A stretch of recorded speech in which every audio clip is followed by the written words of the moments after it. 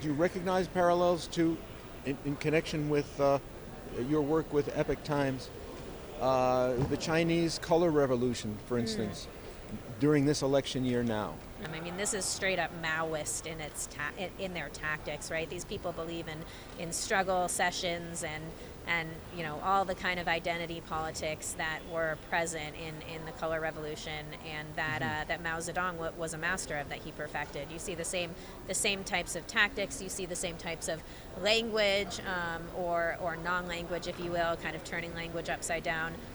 Absolutely, yeah. What we're seeing today in terms of what has happened to the left is very similar to what happened, I would say, in China as Maoism spread and took over the youth.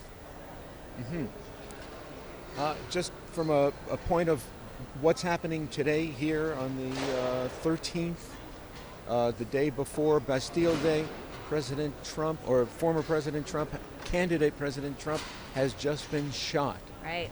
at. Who would like to see, from an Arab Marxist Islamist perspective, who would like to see what the Democrat Party is doing continue?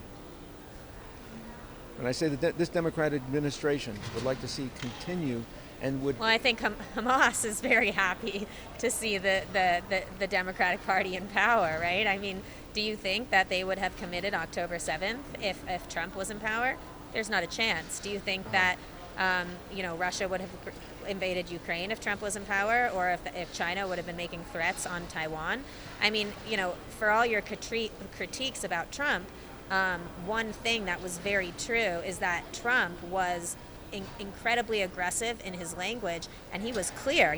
If you mess with America, if you mess with our allies, there's not going to be any ifs, ands, and buts about that. Like, we are going to destroy you. And so taking the risks that Russia or China or Iran have decided to take, that is very, very calculated, because they know that they can get away with what they're doing under a Biden administration. So, Trump would not be good for this new axis of evil. It would not be good for Russia, China, Iran. It would not be good for Qatar. I mean, hopefully, I actually wasn't a big fan of Trump's relationship with Qatar, but lately I think that he very much understands, in terms of this war, the role that Qatar has played, and so I think that Qatar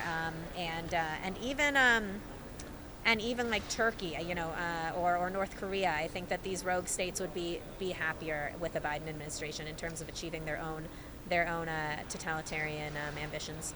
Mm-hmm.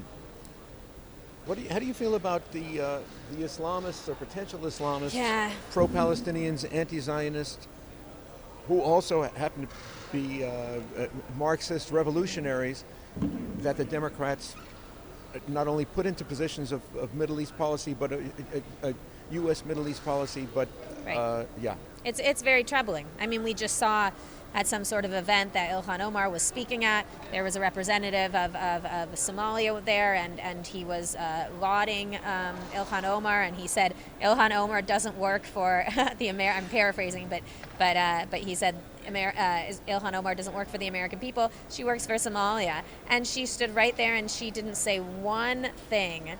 She didn't object. She did not object. She did not say one thing in response, clarifying that position. And this was a problem under Trump too. There was a lot of Islamists throughout the bureaucracy of American governance. But this needs to change. And let's be clear, we're not talking about Muslims. We're talking about Islamists. These are distinct actors who care more about an Islamic caliphate than they do about American values. And all you have to do to know this is listen to them, right? And they might not say it. They might not say, we believe in an Islamic caliphate. But if you look at who their funders are, and if you look at the events that they speak at, and then you follow the money, you'll see that these people are tied to groups that really do believe in the destruction of America, because they do not believe in Western values or Western civilization. They believe it is decadent, and it is haram. It is against their own interpretation of Islam. Uh-huh.